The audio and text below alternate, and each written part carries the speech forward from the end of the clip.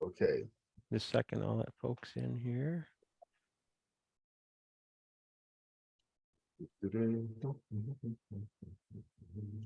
Live stream. Okay. Success. All right. Now we're cooking with grease. Well, welcome everyone to Brainstorming the Human Connection. We have a very exciting program again for you today. At least it's exciting to me because libraries always excite me. And we're going to be talking about libraries today with the librarian from the Deadwood Public Library. And I hope this year, by the way, happy Merry New Year or Happy New Year's to everybody. I'm hoping that this year we will have a number of discussions about libraries, because my feeling is that libraries are a cornerstone of any civilization. And the degree to which they are not used is the degree to which people miss a critical asset that we have, while often complaining about their tax dollars. And you don't use that when your tax dollars are spent for something that's very useful to you, you often don't use that. And so I would like, for no other reason than that, I would like to get people to understand what a rich resource libraries are and actually start to use them. So to that end, we have another librarian, and I hope we'll have more, and I hope more librarians will join these discussions, because I think they have a lot to offer. So our guest today is Patricia. She's the librarian for the Deadwood Library, and I'm going to let her. Patricia Brown. I just said Patricia, like she's my next door neighbor or something like that. Patricia Brown. Good old Patty. Patricia, welcome first of all to Brainstorming the Human Connection. Can you just give us a little background of who Patricia is? Just kind of let the audience know what an esteemed personality you are. Well, I was born in Sioux Falls, and with parents' jobs, we moved a bit, but then returned my junior year in high school to Brookings. So I did graduate from Brookings High School. From there, I have actually lived in a number of different states. I kind of like adventure, and have worked with public libraries for over 20 years. The first place, so I've worked in libraries in Wyoming, Montana, Alaska, and now South Dakota. And to me, each of those places were unique to themselves, but they are also unique to the communities that they serve. And that's a lot of what I feel like, that's kind of where my heart ends up for public libraries. My own family history of, we go back in South Dakota for quite a while. For people who are familiar with Ole Rovog's book, Giants in the Earth, that actually is based on the Birdall family's diaries from when they came from Norway. So that is my grandmother's family. So that's actually something where it's like deep roots in South Dakota, even though I've lived in a variety of places. And it actually became a place where we would end up having large family reunions at Augustana, with the 11 covered wagons that came into South Dakota from Minnesota. So that is actually a series of books that's near and dear to my heart. So that's part of my family history as well, and my connection to South Dakota and writing and literature. So that's a kind of a place to start there, I guess. Okay, good. That's a good thumbnail sketch. I hope over time we'll learn more about you, because I have a feeling that that there's a lot more to you than meets the eye. There typically is among the librarians I've known anyway. Today, I would like to explore library resources. And as I opened up, you know, this libraries have a lot of things to offer that go unrecognized. So I'd like to kind of take a dive into some of those things now. And I know that libraries have had and maybe even earned a reputation for a place where, you know, books go to rest and people have to be quiet, otherwise they'll wake up the books, you know. But it seems to me that libraries have grown out of that, and they have been over time more than that, but to be recognized as more than that. And also public libraries are kind of a new thing historically, because we can go back a long time with libraries, but during that history, most people couldn't read, so libraries really wasn't for them because they couldn't read anyway. But recently, you know, in the last few hundred years, libraries have become more accessible as books have been more available. And that's important to mention too.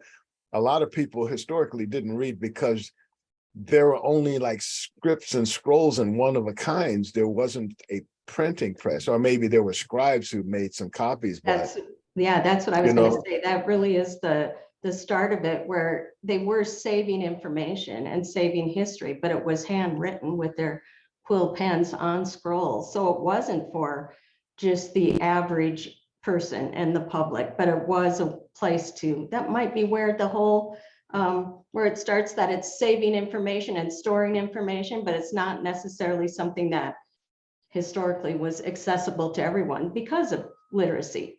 That's right. Yeah, so I do think there was, I mean, I like the historical aspect. I wish I could remember. I remember the first time I was reading about some of the earliest libraries and the notes that they would give to people for things that weren't returned. I mean, it was pretty drastic.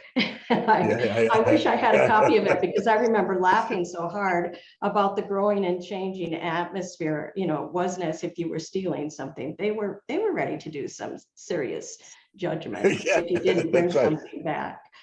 But they had an axe to grind that they hadn't even wipe the blood off the last person that didn't return. Exactly. Yeah. So, and I think that was part of why I said I would really like to talk about what public libraries are to our communities, but other, you know, school libraries and academic libraries, we serve different purposes, but they're all part of something that, to me, we're part of our communities. And that is actually our first responsibility, is how we are available to our communities. And I feel like each place I've been, there was something different that was emphasized, and as a way for us to respond to the needs of the communities that we were in. And I've just been here in Deadwood now 2.5 years, but I was a library director, like I said, in Alaska, Montana, and then Wyoming as well. And each of those places, I like to explore the needs of the community and what the community expects of their library. I think an obvious response we always hear is like, well, aren't libraries, you know, kind of dead because we're just housing dusty books? And that isn't how I see public libraries at all. And the face of the libraries have changed completely. So I could I'm sorry. Could you give us a little background on when public libraries started and how they, just kind of a thumbnail view for those of us who have no idea. When did that start? And honestly, that's the one thing I'm not speaking with any authority. It really is just all personal opinions and my own reflections about libraries. So I probably am not a good person to say when libraries started. I mean, I remember reading 1709, but then the public libraries in the United States, I mean, in my mind, if you really look back through all of the Carnegie libraries and when that started, that was really an effort to begin to have libraries that were accessible to all. And that would have been in the late 1800s. Right. So I that kind of, would be my quick thumbnail sketch, but it was really, that was the purpose of actually opening the doors to information and resources and references to everyone, to all. right. I think for me too, that is the beginning of public libraries as we know it. Because most libraries before were private libraries or membership libraries. And I should also mention that the ones that I'm aware of were rather restricted too. They didn't have just like books about everything. You had, let's say, if you're architects, you had an architect's library. And if you belonged to the society, you had access to all of these libraries that had to do with architecture, etc. Religious libraries, quite a few of those. Right. But just as a general public library, the Carnegie ones were the first I knew about. I was just curious if there were any before that. I never heard of them. Yeah, and I mean, I looked to the Carnegie libraries. And before that, I don't know the history. Sure. Okay. So let's talk then about what libraries have become and what are they now, and then later we'll go into what are they going to be, but or what they could be, what the potentials are. But for now, what do you see are some of the directions that libraries are going? I mean, if I look at what I would call the modern public libraries, one of the first major changes was technology, where we moved from our card catalogs and everything got moved into, to me, a more public environment. But technology changed a lot for libraries. And that is also, to me, it made it much easier to create our card catalog and catalog our books as opposed to typing out things on individual 3x5 cards that went into the card catalog. And that was the beginning of a change and what we would make available. But that's the changing nature of libraries. If we're going to maintain and move beyond just stacks of books on the shelves, we have to stay abreast of the changes that are part of our society. So that was the first thing that I would say made a major change for public libraries. And I still find that there are a number of people who live in places in Western South Dakota where they don't have access to the internet. So that's where your public library is serving that purpose. It really is a place where they can come and connect. And we've helped people set up email accounts. They are thrilled because what they say is, oh, look, now I can connect with my grandchildren, or Facebook pages or things like that. So we do offer that. So beyond our books that we still offer, there's more and more programs that are happening in libraries. And I think one of the discussions that was, well, it was a number of years ago that came up, is the whole concept of a third place, and where we have home and we have work, and then we need another place where we can socialize and be part of a community. And that was, in my mind, 10, 15 years ago, you heard that a lot in libraries, that we became the third place. People were looking for another place to have a community that they felt like they could relate to, and a third home. And I like that idea of public libraries. It isn't just walking in and the be quiet in the sushing, but here's another place for you to be able to meet with people that you know. Last year we did during National Library Week, we actually recorded visitors and our regular local library patrons, asking them how they connect. Whoops, that's my phone, I'm sorry. And I'm not sure anybody else is here. I'm gonna grab it real quick. Hold on just one second. Okay, sure.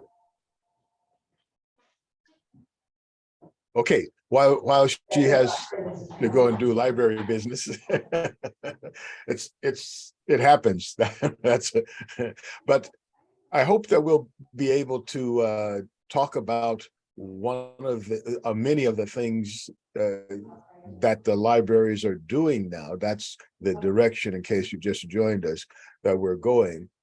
One of the things that she was talking about is the new technologies, and when they crossed over from index cards to using the internet. But another thing is the bulletin board system, which was actually before we got the sort of, most people had access to the internet and could do anything with it. But we'll get to that a little later. I want to get back to your thoughts about where libraries are going. Okay. Patricia. Well, and when I'm talking about that living room space or that third place, that's where I feel public libraries have moved into that. And a big part of that is people looking for another place to connect with each other in communities. And so one thing that we did last year, as an example, was during National Library Week, we asked people and recorded them, you know, how do you connect with your library? Or what do you think about your library? And one person just clearly said, I come to the library to connect with my people and also the outside world, because he then was sitting down at a computer to connect with people that aren't right within the vicinity. And another individual said, the reason he comes back to the library over and over again is because it's one place where he feels like when he walks in the door, he's always treated with courtesy and respect, no matter how busy the library is. And when I'm saying these things, in my mind, this isn't just the Deadwood Library. If we all asked library patrons when they came walking in the door, you would be hearing some of those things. What we're not very good at is making sure other people hear how people feel about libraries and what they do for them. You know, Right. Another individual, what he always says is this is how he stays connected. You know, he lives alone, and when he comes to the library, this is how he stays connected with his community. And in my mind, that's where we've moved from people sitting quietly and being told to be quiet, and people where it really is, the value of it is that it's another place to find your community and connect with community. And that's, well, that's beyond important. I mean, even if we looked at what happened with COVID, libraries they were still doing what they could when we were all isolated. So there was curbside services being offered. There were programs that were being offered with the internet. You know, we were able to do story times, record them, and it's still a way for people to stay connected. And that, to me, is a way for us to look at what the value that a public library has for its community. I might be getting off track, but No, that's fine. That's exactly what the kind of things we're trying to deal with. At this point, I would like to open it up to our esteemed panel here. If you have any questions, comments about libraries, because this is an interactive program. At least that's our goal, okay. is to be interactive. So does anyone else on our panel here have any questions or comments? Criticisms about my hairdo?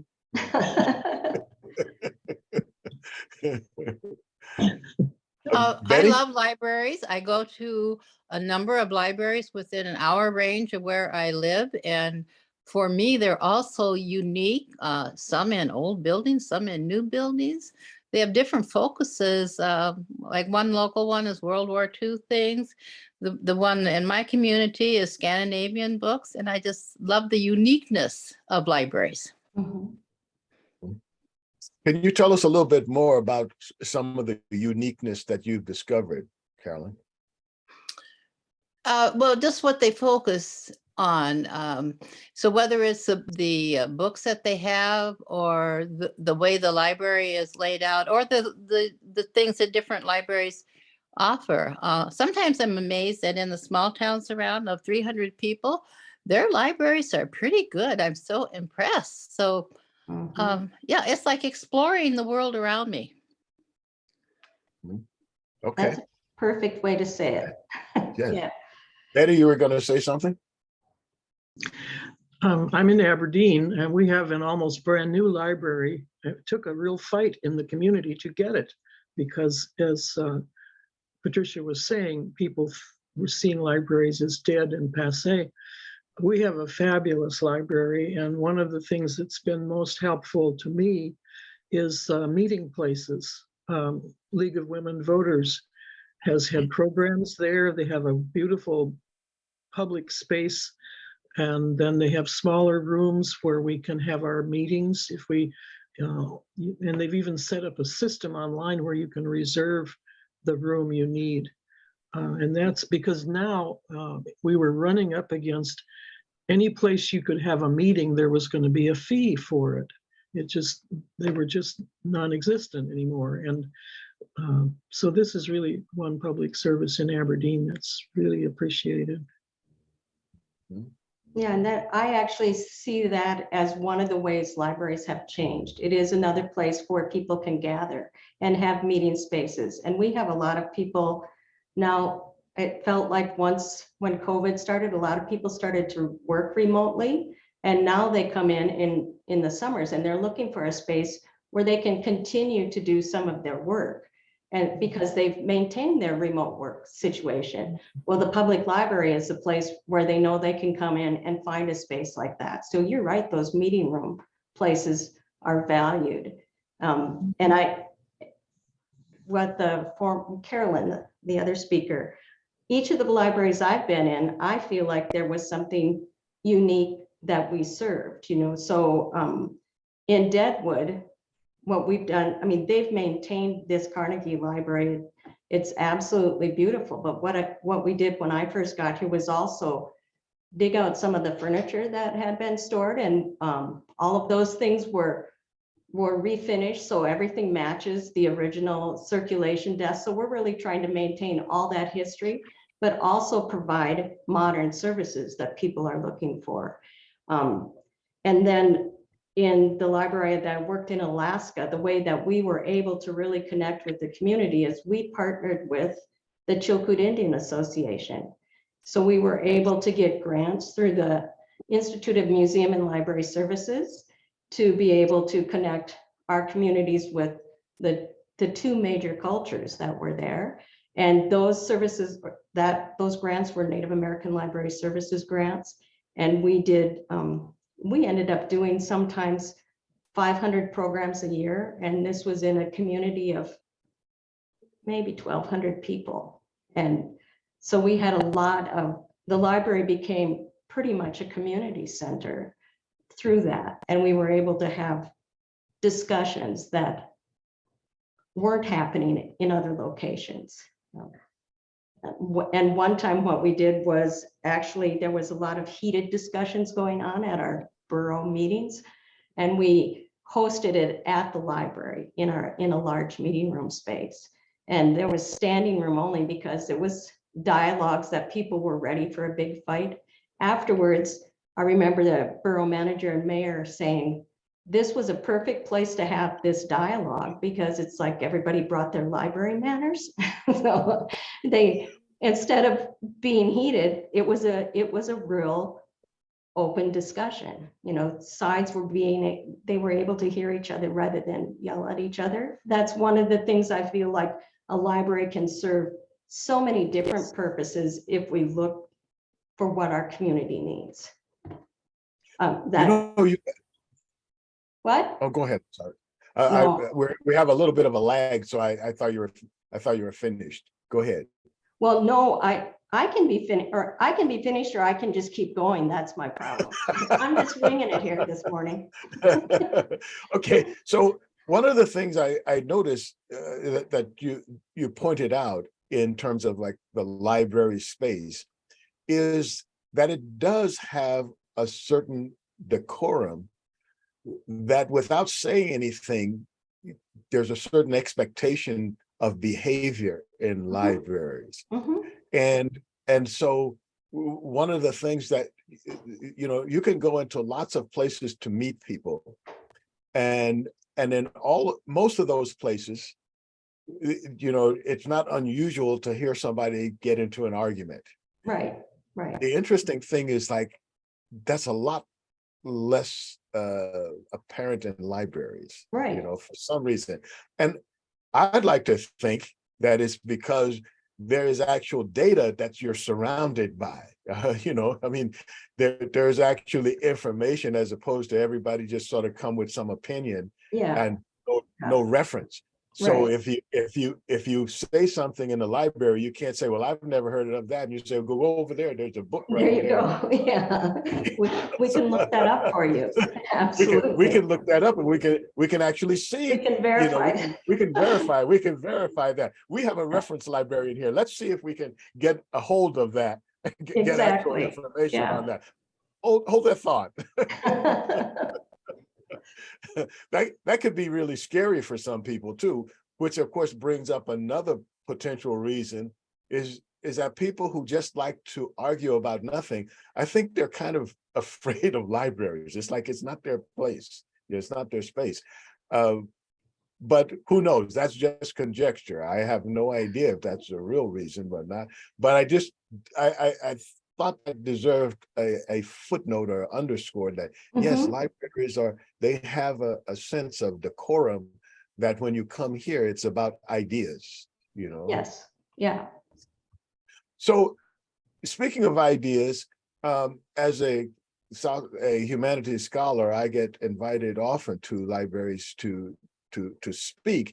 And so that tells me that libraries are also active in bringing information like speakers to the patrons or the people who come to visit the library. In addition, you have a lot of movies and clubs that meet there, different things like that. Can you talk about how you engage, you actively engage people as opposed to them just bringing an idea and say, oh, we'd like to use the room? Well, I can speak more since I haven't been in Deadwood as long. I can speak more to the previous libraries I was in. And each of those things, it was a start with inviting different people to come in, whether it was authors or scholars, or we even did things with local people who traveled, you know, and the information they could bring. So I think that's us stepping out of our, like you said, when we first started, that librarians like to hide, you know, we're introverts, but it's stepping out of that and reaching out and finding people. I have so many people when I've asked them, everybody just volunteers. You know, they'll say, yeah, that'd be great. I'd love to do that at the library. So one of the things here in Deadwood that we've done is just to step out of our doors. You know, I always say, what's beyond the library, you know, beyond our walls, what's the reflection of the library in the community? And we've actually done programs now each summer at Outlaw Square.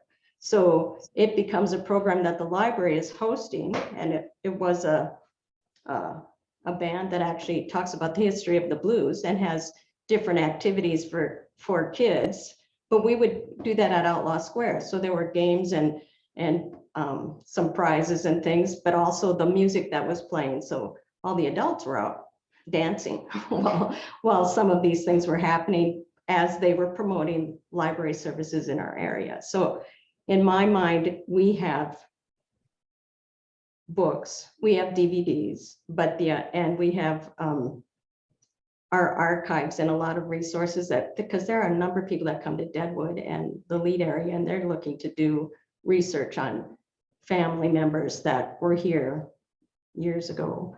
But we also end up providing digital services. And in my mind, that's also something that we actually have to keep improving on as public libraries, because that's what people are looking for, easy access. You know, they want to be able to access something even if they're not at the library. So we have two different services that we provide that it improves our collection, and it offers ebooks, audiobooks, magazines, comics, all kinds of and movies that people can get with their library card just by setting those things up. That's another way to provide services to a changing environment. But I'm a firm believer in beyond our walls. You know, if we just stay within our walls, how are we going to get to know our communities? So. Well, speaking of beyond our walls and learning more, I don't know if all of the libraries in South Dakota have this, but the library that I have a card at, or one of the libraries that I have a card at, they actually have the card gives you access to lynda.com. And that is a service in which there are all kinds of how-to videos on that service. And so can you talk a little bit about those kinds of access to you know, like even if you wanted to like play piano, they, you know, a service like that you can go on and you can at your leisure go step by step with piano lessons, or you know, how to take photographs and stuff like that. Can you talk about that service? Yeah, well, lynda.com, we don't have it at our library, but I know a lot of libraries do, and it's very much a knowledge-based how-to service. I would also point out that all the libraries in South Dakota have access to the databases that are provided through the state library. And that's just a huge resource full of it, from academic to medical to children's services, all of, and read long stories. It's the same kind of thing. Duolingo, you can learn another language. Those are all things that with your library card, you're able to access. Genealogy is a big one, ancestry.com. Those are things that are provided to all of us through the state library resources. And I would encourage everyone to look at that. You know, is there a central place that people can go to find out what are the services that all of the libraries in the state have access to? Because I think that's really one of those kind of resources that are just, you know, stocked with value, assuming one wants to improve oneself. Yeah. You know, there are those people who don't care, but yeah, where would we go? Well, I would recommend the state library site to begin with.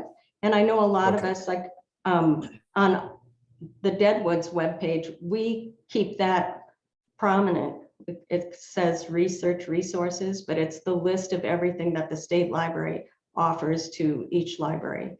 And all of those things, I mean, you could just get it, like you said, if you're looking to improve yourself or learn something new, you can just get lost in all the resources that they have for us. And that is actually fun to me. You know, just I can end up going, oh, this is so much fun. Look at this one. This is really fun. You know, and the other thing that we have in our library, a lot of parents still prefer not to have their children on internet, and we have a non-internet based computer. So the kids are still learning some basic keyboarding skills, but it includes probably 7 different curricular areas for children. And it's one that also includes music. Like you can learn to play the piano, or you can recognize instrument sounds, has languages, and math, physics. Those are all things to me that, and I'm sure there are other libraries in South Dakota that have that as well. So we're reaching all levels as well. Right. Well, you know, speaking of the things for children, I'm always reminded of one of the tactics I've seen preachers do when they want to make their sermon accessible to people. They bring up the kids and they do their sermon. Right, right. And I think that the other thing is we shouldn't underestimate that, because, you know, like after you get a certain age, you forget a lot of the things that you learned and maybe were top of your class at. And then suddenly you realize, oh, I don't remember that. Or, you know, maybe you weren't paying attention in that class. But now you have interest in it. And those kind of kids classes make the stuff a lot more simple and a lot simpler. And also parents who are trying to like help their kids with schoolwork, but they've forgotten that stuff or never learned it. Right. That's a place where they can like sort of get to the point where they understand something that they can share with their kids. Yeah, I agree. And one thing that we have found is that is actually a partnership that's very important to us with our public library here. We meet with the preschool that's in town here. They walk over to the library once a week and have their story time and crafts, and it's fun to watch them. Actually, now it's like my library. This is my library. Mom and Dad, let's go to my library. They've made their home there. But as a result of that, we also have two groups of students that come from the grade school each week. And it's the same kind of thing, watching the attachment that they have, well, both with the library and also the person that's leading that. And they'll have all kinds of ideas about what we could do. And they keep inviting their parents. It's just a step in the right direction. And well, we've just found that to be, that's our resource, those kids and their fun ideas. The other thing we did was our after school program, it's a K-5 club is what we call it. But for the fall, what we did was around our town, and we invited people from different areas of the community to come in and share their stories with the kids that were coming after school. And that became so much fun. And they'd have so many questions, whether it was a musician or a children's author or the mayor. I mean, we had all kinds of things, and they had so many questions for people. Oh, go ahead. Oh, okay, I wasn't sure if but anyway, those are ways to me that the public library just adds value, but also reminds people of the value it can have in our communities. One of the things that I think often, well, before I get into that, does Yeah. anyone else have a question or a comment about libraries? And also our Facebook folks, if you have questions, you can put them in the chat and or email them. I guess just there's a Facebook comment section, and then we can have our Facebook spies look into that. Okay, so anybody have any questions, comments? Okay, hearing none. I will continue. Reference librarians. One of the things that I think, at least for me, was, I guess it was a horrifying day, is when the state cut us off from state reference librarians, where the public no longer had access. Only lobbyists and legislators had access to the state library. But individual libraries, at least some of them, have let's say certified reference librarians, people who that's their kind of like gold star, is being a reference librarians. Can you tell us something about the role of reference librarians, what they do, and if you know, which libraries have them? And I'll start with your last question. I don't know which libraries have them in South Dakota. We have one staff member who is our archivist and researcher. So she is the reference librarian and the go-to person for a lot of questions that it's going to take a little bit of work to find an answer or to help point someone in the right direction. But yeah, to me, she's an invaluable resource. I think a lot of things in public libraries have changed, where instead of just having one person at a reference desk, they try more and more to add that service to part of each staff member's repertoire. So we're able to answer questions. But I do know for people who are really looking for specific kinds of resources, we rely on the person that is here a couple days a week, that is our research and archivist. And it's still a valuable service. It's something that, even though people think they can Google it, they're not going to get the same information or accurate information oftentimes. So Yes. I appreciate that. Go ahead. That's one of the things I think that needs to be underscored about Google versus a reference librarian. A couple of things. One, when you do a Google search, if you look, they'll have something like 33 million something references. The thing that you're looking for could be in the 32 million slot. You know, and the Google algorithm is not necessarily going to bring up what you want or what you're looking for in the first. And if you look closely, you'll see that there's a lot of irrelevant stuff on the first page. The other thing is, if you don't know how to ask a question, Google is going to almost be useless to you, Right. you know, because you have to know how to use like a Boolean search thing to, you know, to be able to use it to its extent.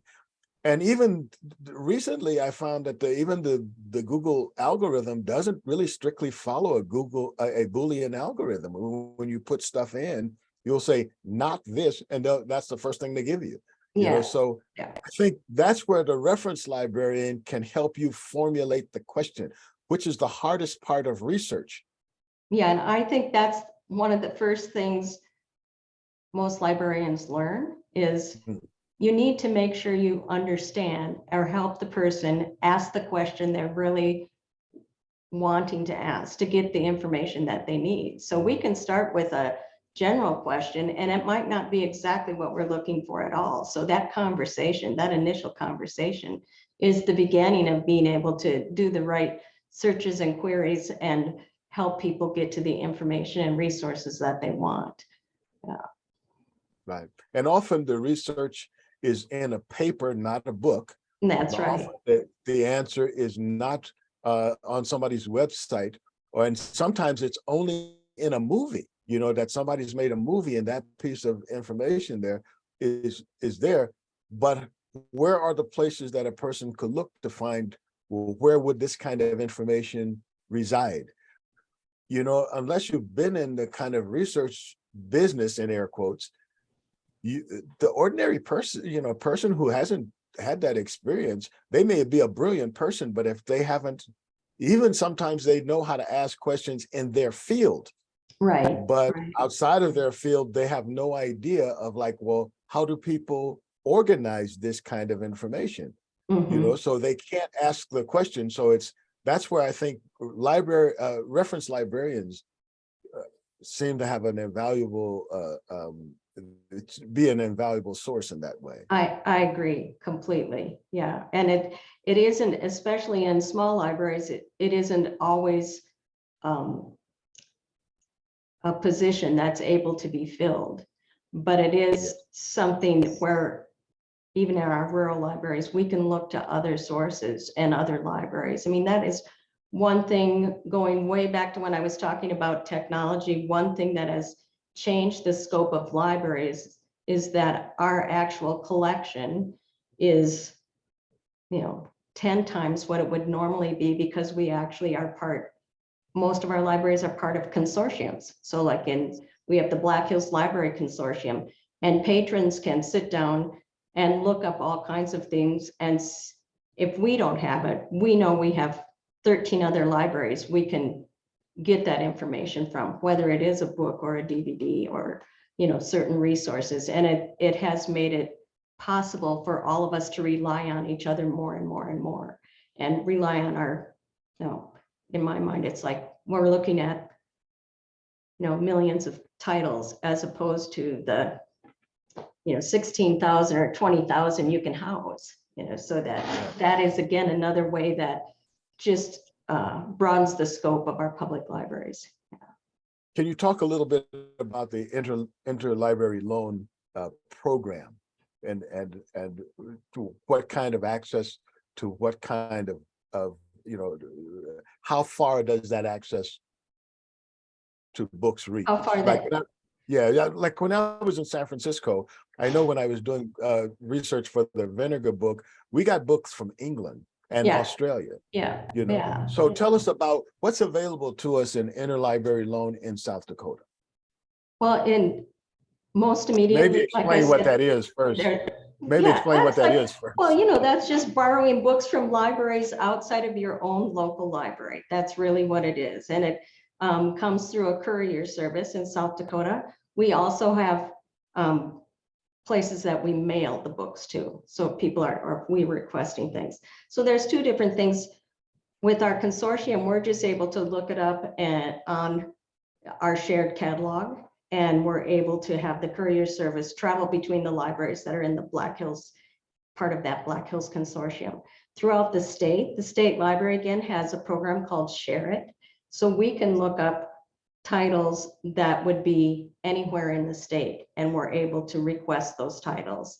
And that will include our academic libraries. And we're able to get those sorts of titles and information resources to library patrons.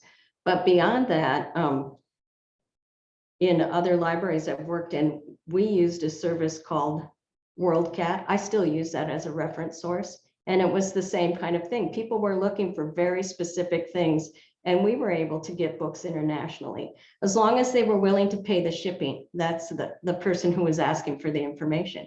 But we could do that same thing here. I don't have an example from Deadwood, but those interlibrary loan services, that's another thing. I mean, it really is international, the way we use it, but South Dakota has an amazing service. I feel like most everything people have asked for, we're able to get from another library, whether it's public or academic, for the patron who's looking for those things. So it's, again, another invaluable resource. Yeah. And I think when we're looking at those resources, just knowing that they're there should give us, let's say, a whole different idea of what we can access.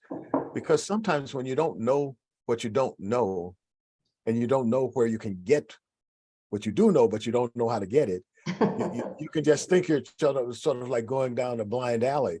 Right. That's another reason just to go to the library and ask them, how would I get information about this? Right. And my experience with libraries has been stellar in terms of, except for the first one that I'll never forget. And that was when the first time I walked into a library and the librarian asked me, "What are you doing in here?" You know, but after that, after that was years ago.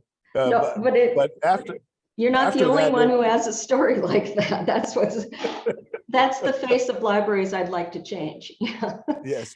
Yeah. Well, but I think that's important to get that message out there as libraries are changing. So I'm hoping that the folks who are on this Zoom conference will, if you already know it, please tell others and Right. share that with others.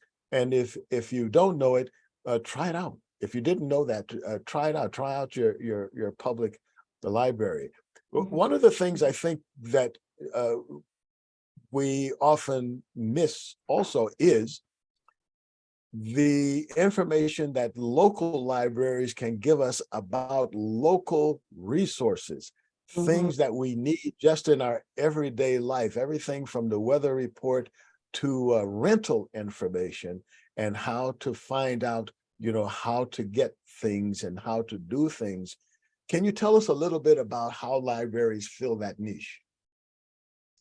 Well, we actually connect a lot with our chamber so that we're able to have the information, not only that people would look for at the chamber, but we have a shelf with just information about, and a lot of it is actually been helping with utility bills, or making sure we have tax forms available, because everyone says they don't want to go. There are a lot of people who don't want to go online to do taxes. So we still make sure we have those forms.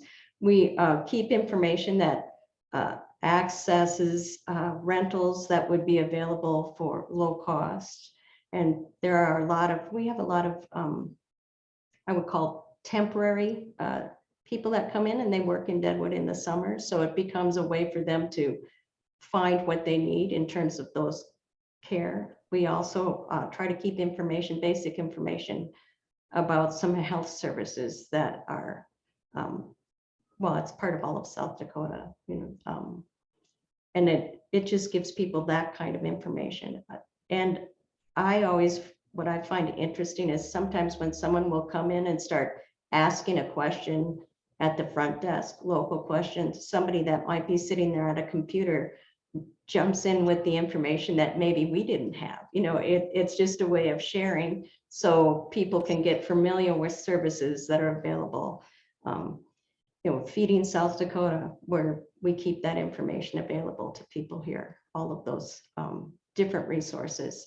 And literacy, it's a place where I feel like if someone has suddenly discovered that they can say out loud that they were never really taught to read, we can help them with that and begin with early literacy for adults, as well as filling out forms they feel like they can't fill out by themselves, or fear of technology. So those are kind of behind the scenes services that libraries are able to offer to visitors and patrons. Yeah. Well, I'd like to put on your future hat at this point. Okay. Ask you if you could just sort of, you had a blank check and liberal politics, and you could have anything you want in your library. What would you like to see your library have, or your library do, that you don't see it doing now, or libraries in general are not doing now? What do you see the future of libraries? Where could it go?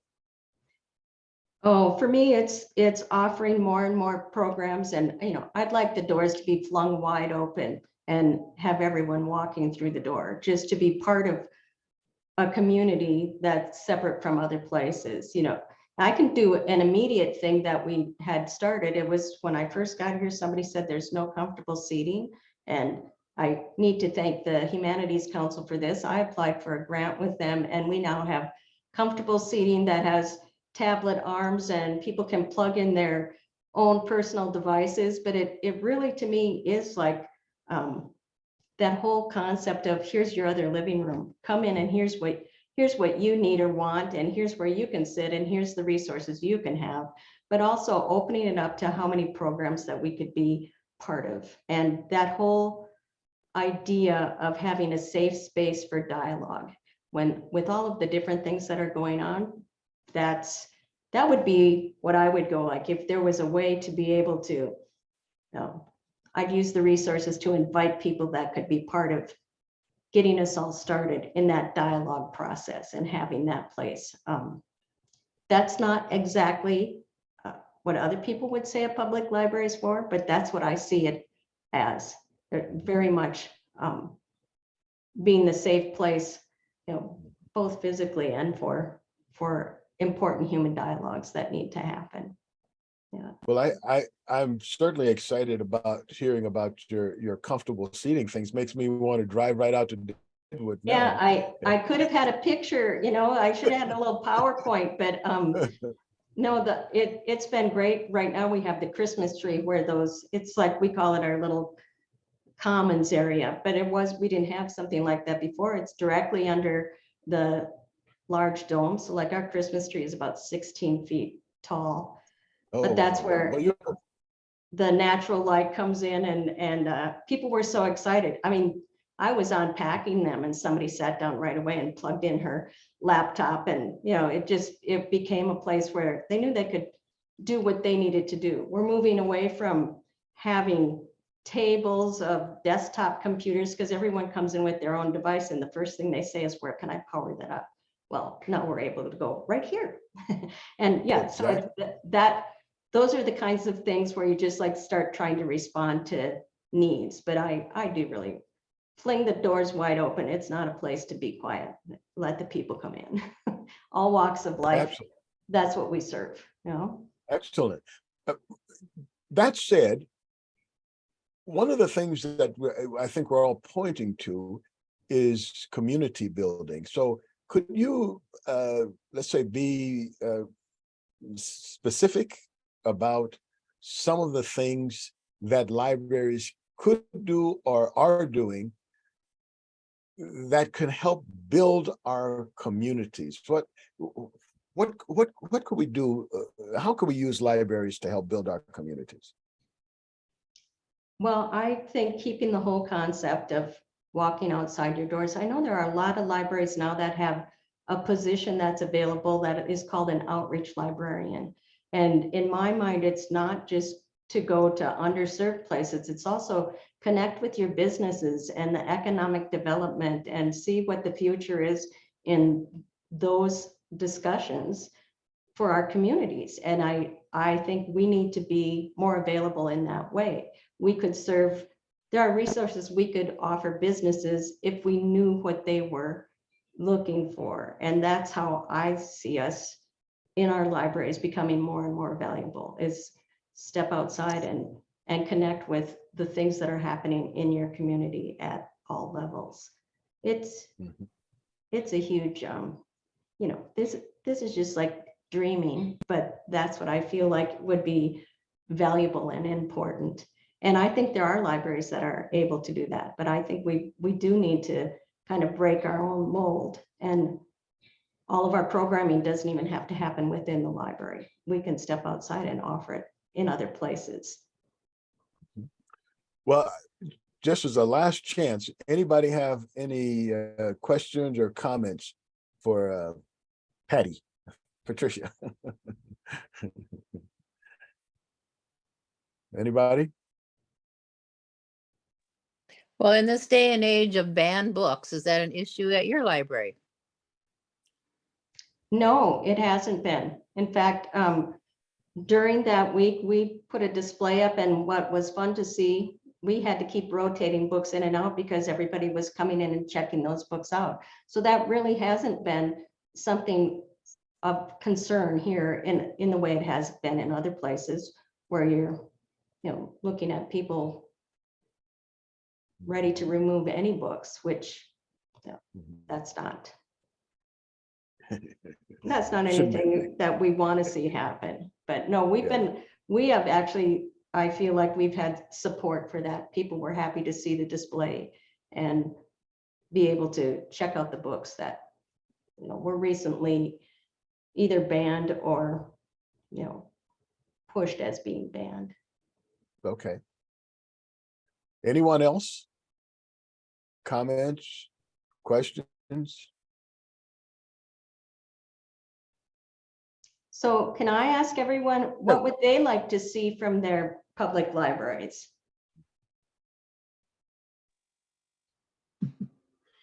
I was just going to ask before you asked this question, Patricia, do any libraries in this area still have bookmobiles? I grew up with a bookmobile available.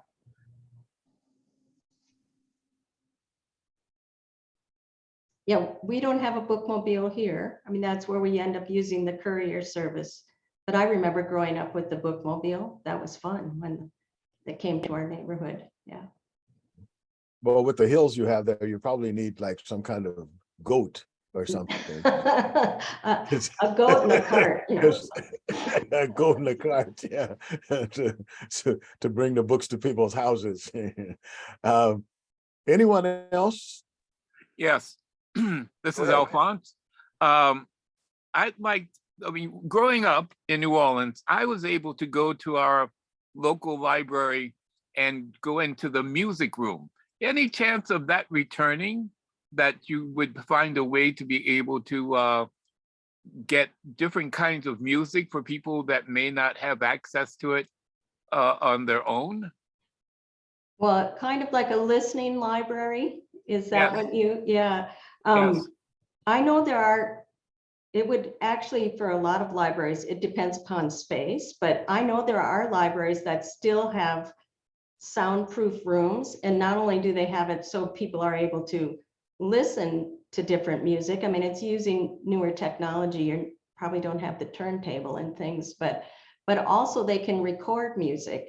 So there are public libraries that are doing those kinds of things. Where I am, we don't quite have the space for something like that. And as far as things being checked out, this is where technology has changed. So we don't actually even have any of the CDs, or, you know, we used to have some albums that people would check out. We don't have any of those materials on hand, but I do know there are a lot of libraries that do have soundproof rooms where you can both create and record and listen to music. So that's happening in a number of libraries. Well, it looks like we have actually run out of time. I want to thank you, Patricia, for joining us today. This has been a very interesting discussion, and I think I've learned a few extra things from you about libraries, and I hope that our other participants and guests have also. Until next week, same time, same station. Goodbye. Thank you.